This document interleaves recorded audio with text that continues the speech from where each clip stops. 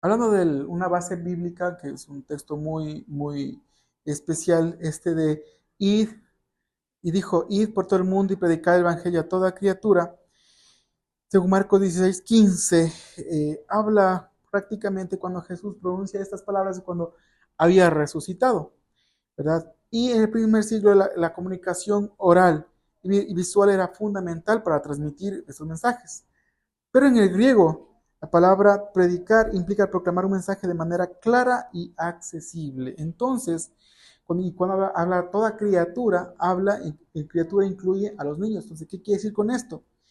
Que el anunciar, el predicar, cuando se habla de una manera clara, concisa y accesible, habla justamente de usar todos estos elementos que contamos ahora, gracias a Dios, con muchos elementos, muchas formas de poder transmitir. Como explicamos, cuando Jesús explicó estos mensajes, este mandamiento, los discípulos estaban en ese estado, pues solo era visual y oral. Y así usaban las parábolas, usaba otro tipo de herramientas para poder comunicar, ¿sí? Y que llegaban. Y Jesús usó bastante el tema este, ¿no? Y entonces el uso de todas esas herramientas van a ser muy importantes. Quizás alguien diga, ¿y dónde dice la Biblia esto? Podemos usar esto, ¿no?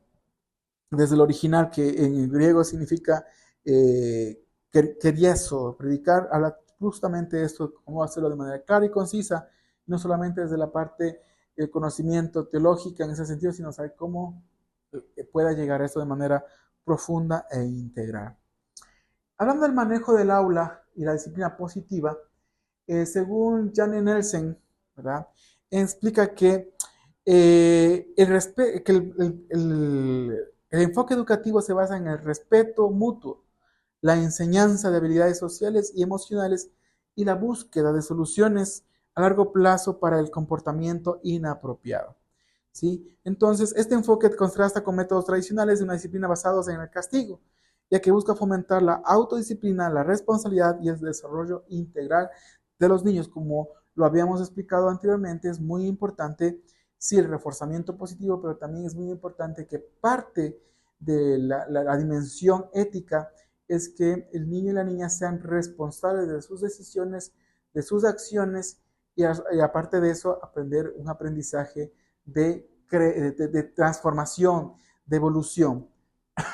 Entonces, los fundamentos teóricos para la disciplina, uno es el respeto mutuo y dignidad. Entonces, la disciplina positiva se respalda en este punto, ¿no? Que el respeto entre niños y adolescentes, adultos, es tratar con dignidad y enseñarles a tratar a los demás de la misma manera. En otras palabras, el tratarse a sí mismo, honrar, yo incluso más que un trato digno diría honrar, ¿sí? Porque la manera, hablamos de honrar a Dios, de honrar a Dios es una forma de respetar, de reconocer su grandeza, su poder, su magnificencia, etcétera, etcétera. Pero una forma de honrar a Dios es la forma como nos honramos a nosotros mismos. Y de honrar a nosotros mismos estoy haciendo una distinción entre el hedonismo o ese falso amor propio desde el narcisismo. Estoy hablando de ese reconocimiento en humildad, lo que Dios, cómo Dios me ha formado y cómo me ha hecho. Y en base a eso respeto. Respeto mi templo, respeto mis emociones, respeto mis pensamientos y por tanto estoy respetando mi espiritualidad. Entonces, eso es un enfoque muy importante, reconocer que cuando existe esta honra hacia mí mismo, estoy recién en la capacidad de honrar a los demás. Porque recuerda que no podemos dar lo que no tenemos.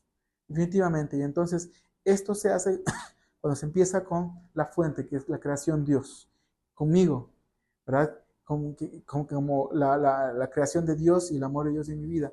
Y a partir de esa honra hacia mí mismo, así va a permitirme honrar a los demás y también a la creación en sí, como habíamos hablado hace un momento. Entonces, un maestro que escucha atentamente la idea de los niños y les permite expresarse, está modelando el respeto, está modelando el tema de la honra, ¿sí? La honra, el tema de dignificar al otro, a la otra. Entonces, eso va a ser muy importante porque aquí incluso habla de, estas es el modelaje, ¿no? Eso es algo muy importante sobre el modelaje en ese sentido. Entonces, eh, Y una forma de respetarse a uno mismo, claramente, es la alimentación, el deporte, y entre otro tipo de cosas que nos va a permitir reconocernos en ese sentido y también en la forma como estamos tratando a los demás. Recuerda, es algo muy importante, la espiritualidad se va a evidenciar en la forma como me trato a mí mismo y me trato a los demás. Y eso va a ser un fiel reflejo de cómo Dios está viviendo en mí. Porque yo puedo tener mucha teología, conocerme todas las doctrinas sanas y no sanas, pero si eso sano no está influyendo en la forma sana como me trato a mí mismo y trato a los demás, entonces es doctrina, pero que quizás no sana. Enseñanza de habilidades sociales y emocionales.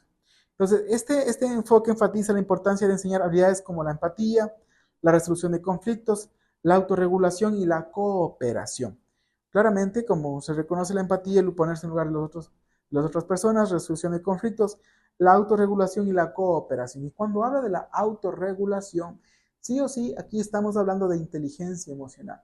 Y cuando hablamos de inteligencia emocional es la capacidad primero de reconocer las emociones, identificar las emociones. Segundo, la autorregulación es cómo las gestiono.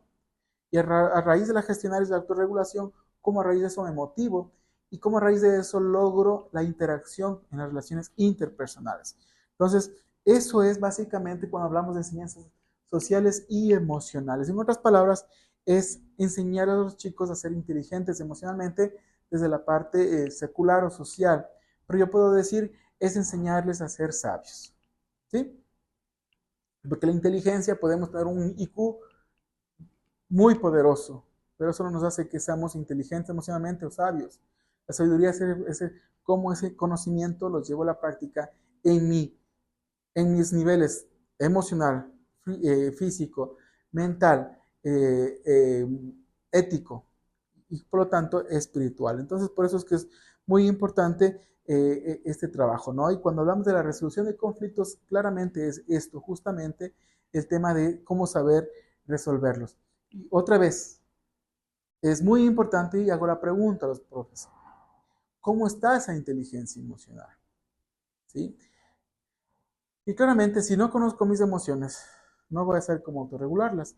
Y el tema de la autorregulación tiene que ver, se habla mucho de cómo hacer una catarsis, desde una tristeza, desde un enojo, cómo saber hacer la catarsis.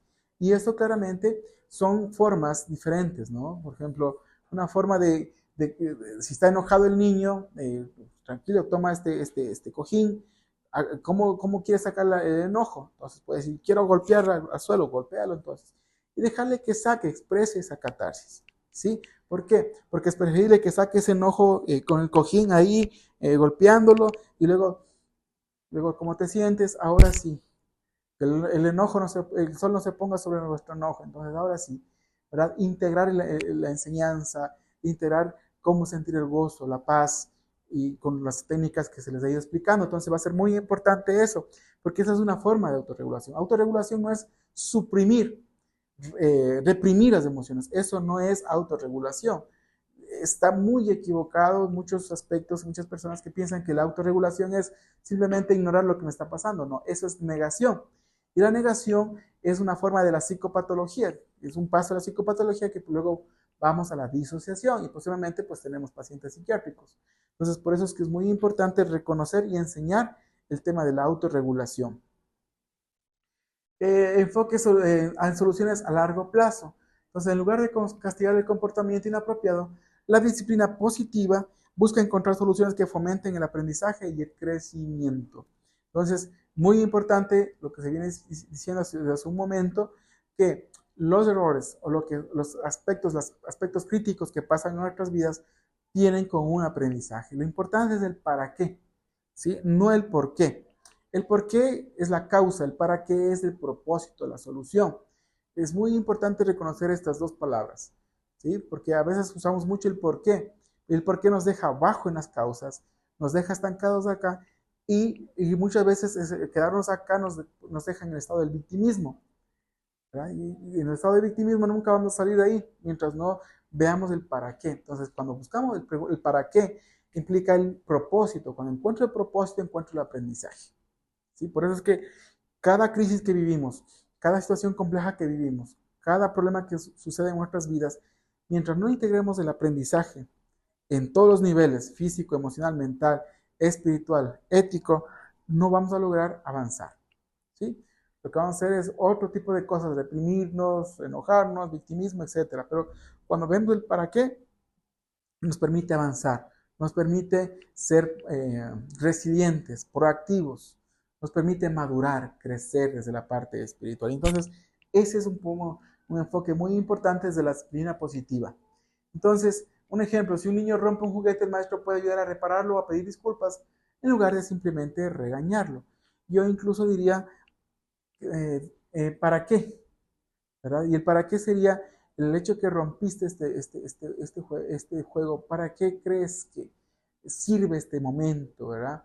Entonces, pues, para la próxima vez poner más atención, para la próxima vez si estoy enojado, lo que usted me enseñó, agarrar el cojín y sacar mi enojo, o el para qué es que cuando no puede hacer algo y siento que no puedo, pero entonces es de pedir ayuda, esto me enseña a pedir ayuda, porque si yo a usted, profe, le hubiese pedido ayuda para poder resolver este problema que no encontraron en el juguete, no se hubiese roto. Entonces, lo importante es el para qué, el aprendizaje.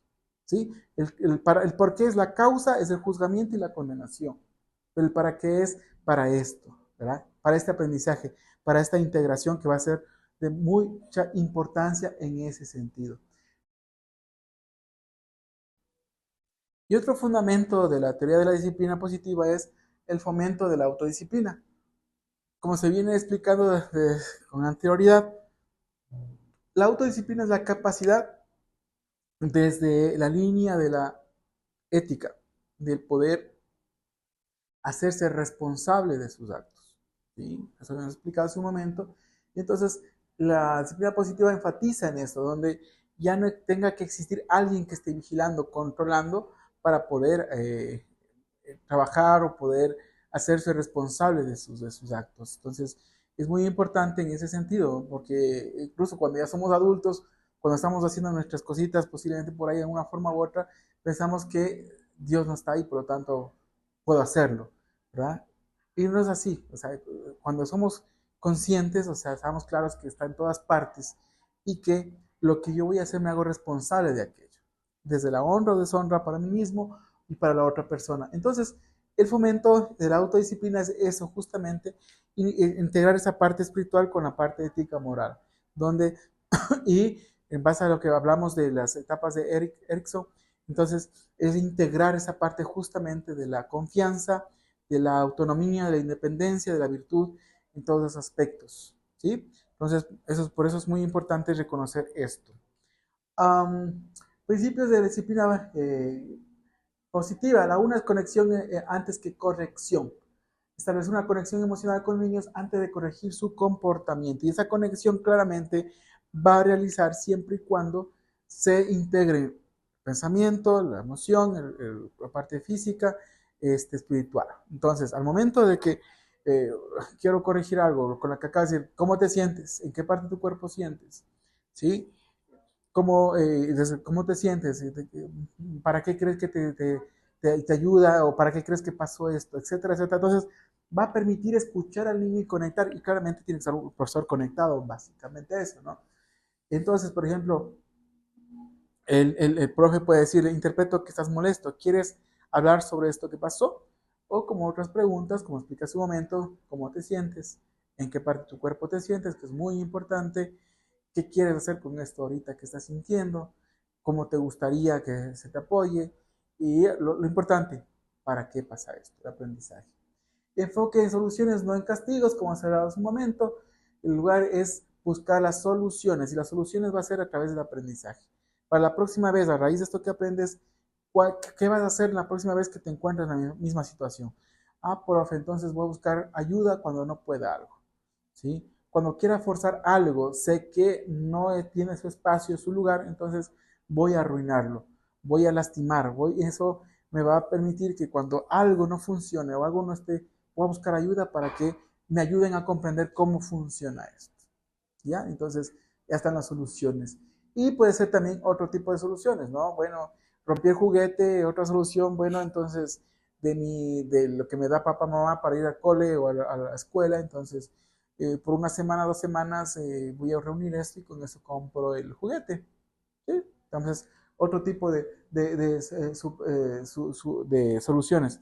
Enseñar enseñanza habilidades para la vida, como expliqué hace un momento, los aprendizajes, y fomentar la autonomía y la responsabilidad, nuevamente, como hablamos hace un momento, donde los niños puedan hacerse responsables, conectando de la parte ética moral, que es uno de los aspectos que King Wilber nos enseña bastante, y también Eric Erikson nos hablaba desde la culpa y la vergüenza, que anular eso y mejor el tema de la confianza y el respeto.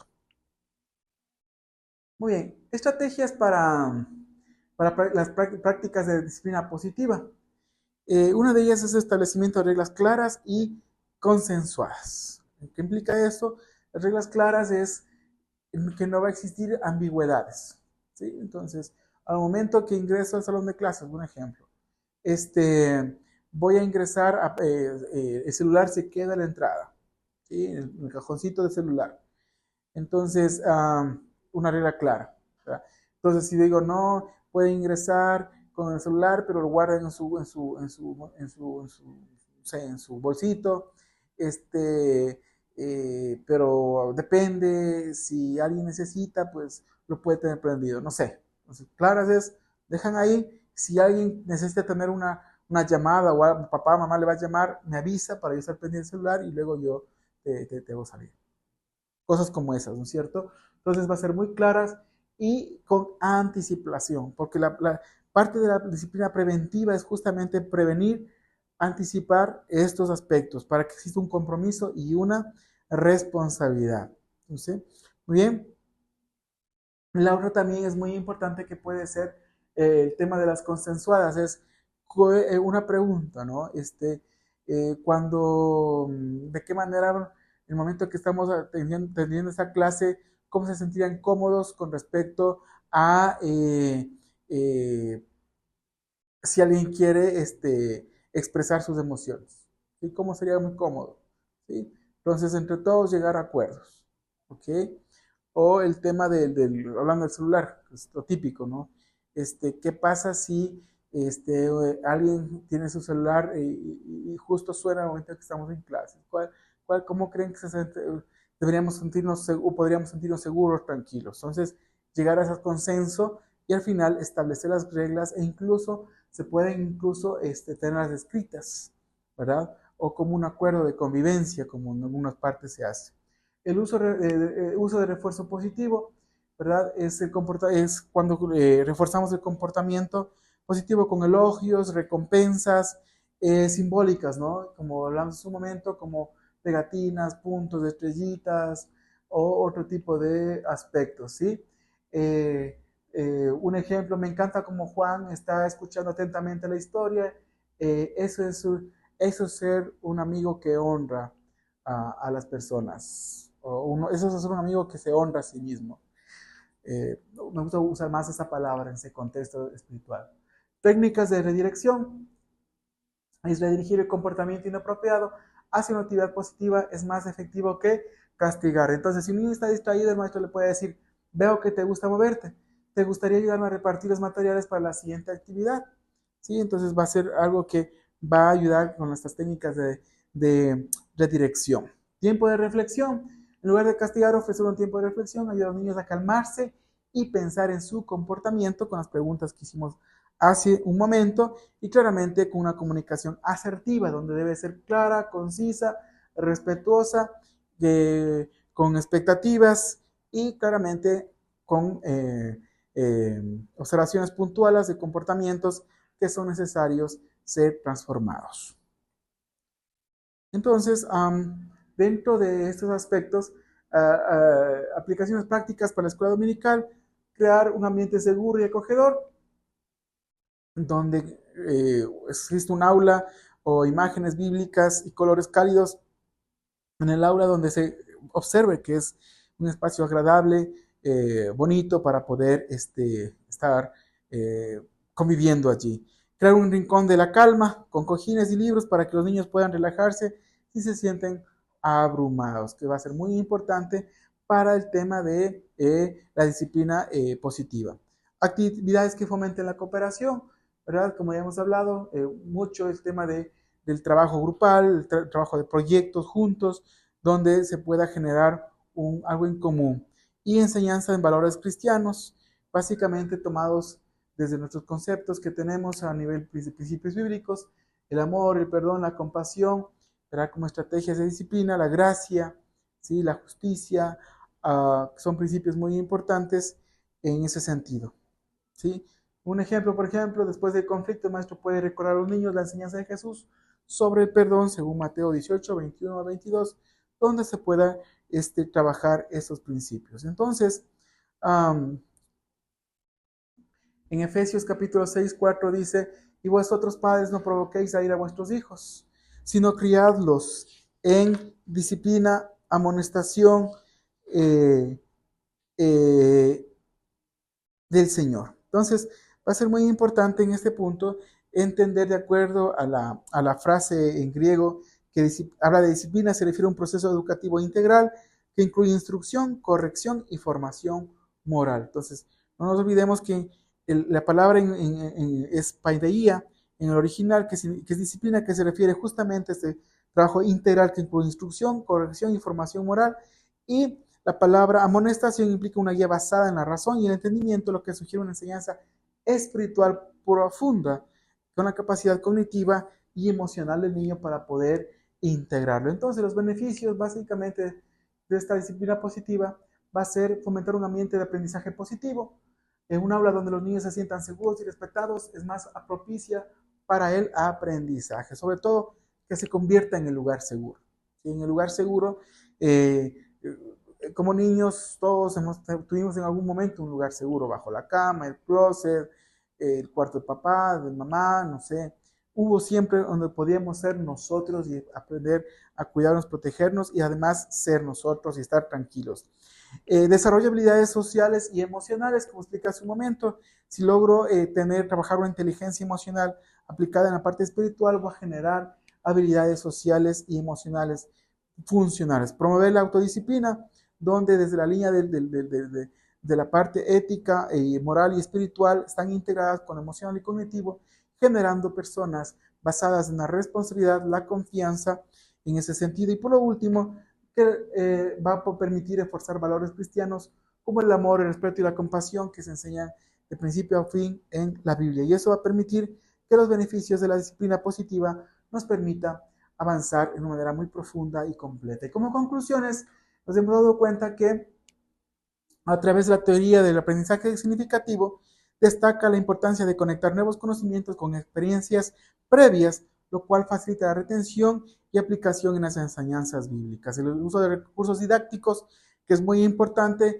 para trabajar a nivel visual, auditivo, kinestésico y tecnológicos, que va a permitir un proceso mucho más profundo y además un enfoque de la disciplina positiva que permite generar un ambiente seguro para los niños y generar una inteligencia emocional y espiritual de cuidado y de protección y de crecimiento. Y para finalizar esta clase, emitir algunas recomendaciones para los maestros, una capacitación continua. Yo diría que no solo participar en talleres y cursos de psicología educativa, yo diría que incluso en talleres de procesos de sanación a nivel emocional y espiritual. Sí, porque es muy importante reconocer que muchas veces podemos estar proyectando algunas cosas en los niños de lo que nosotros mismos no hemos resuelto o hemos sanado. Entonces, es muy importante en ese sentido una planificación creativa donde permita integrar todos esos esquemas. Uso de la tecnología, de los TICs, la inteligencia artificial, algunos programas son muy buenos y sobre todo en un ambiente acogedor. Tanto el aula como el momento que sea un momento seguro, un lugar seguro que los niños sientan gusto, alegría, poder avanzar. Para la iglesia, inversión en recursos, claramente en las capacitaciones para los maestros, materiales, un lugar especial, bonito, la tecnología, y el apoyo emocional, sobre todo de los líderes o las personas que están al frente de este espacio, que sean personas que también vienen trabajando en todas estas 4 áreas que hemos explicado, a nivel cognitivo, emocional, ético y espiritual y físico también, donde exista esta interacción.